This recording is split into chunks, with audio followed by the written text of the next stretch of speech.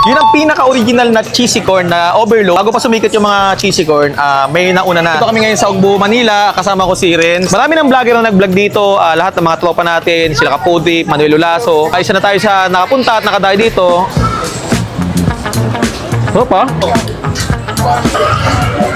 Lagay mo ma'am, konting sabaw ma'am. 55 pesos guys, oh. Napakadami. Boss!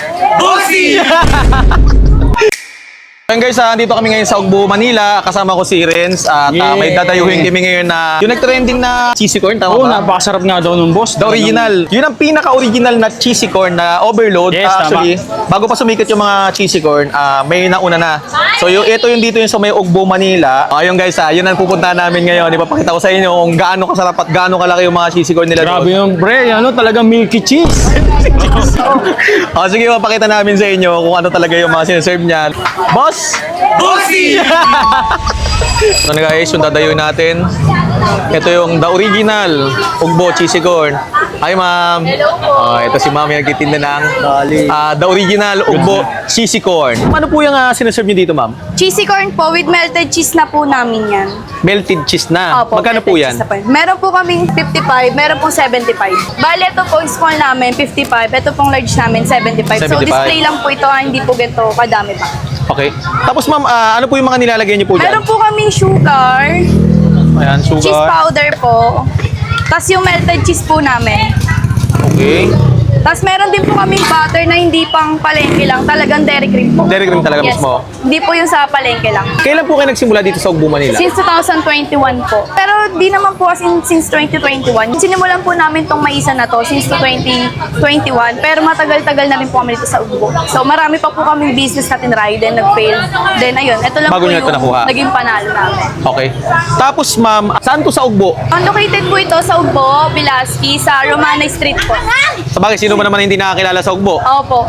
Gitna lang, no? Mahaba naman po kasi siya. So, meron po kaming main. Ito po yun sa gitna. Tapos sa unahan po, second branch namin. Second branch. Yes po.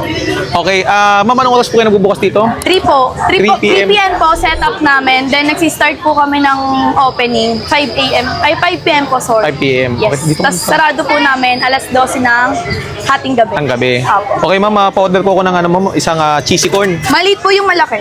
Yung maliit lang, ma'am. Medyo baka hindi maubos eh. Okay, tapos ano ba yan nalalagay mo, ma'am? Meron po kaming sugar, Sugar, cheese powder, cheese powder. Uy, sarap cheese powder. then Oh. dairy cream, melted cheese po. Oy, melted cheese. Then butter po, na hindi lang dairy cream na pangpalengke. Ay, butter yan, Talagang ma'am, dairy cream po talaga. Lalagyan po ba ng sabaw o hindi? Lagay mo, ma'am, konting sabaw, ma'am. Dahan-dahan po mainit ah. Ito po yun, ma'am. Opo, 55 pesos lang po yan. 55 pesos, guys. So, napakadami. O, imbitahan mo sila, ma'am, pag napadayo sila ng Ugbo, Manila. Imbitahan mo yung mga ano mo dito. So gusto guys, matikman yung wag nyo pong kakalimutan na pagpunta nyo dito sa Ugbo, wag nyo pong kalimutan na matikman ang the original Ugbo cheesy corn po namin na with melted cheese po. Ayun. Thank you, Ayun ma'am. lang. Thank you po.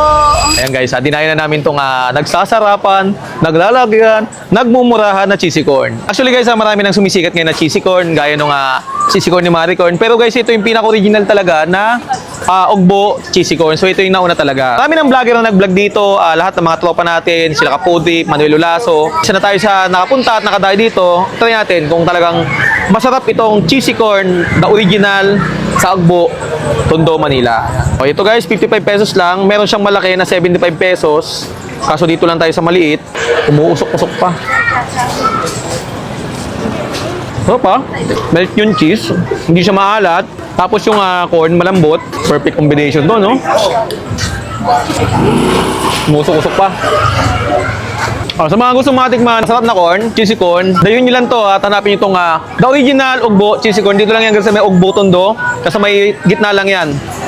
Open sila guys ng 3 p.m. hanggang magsarado itong Ugbo.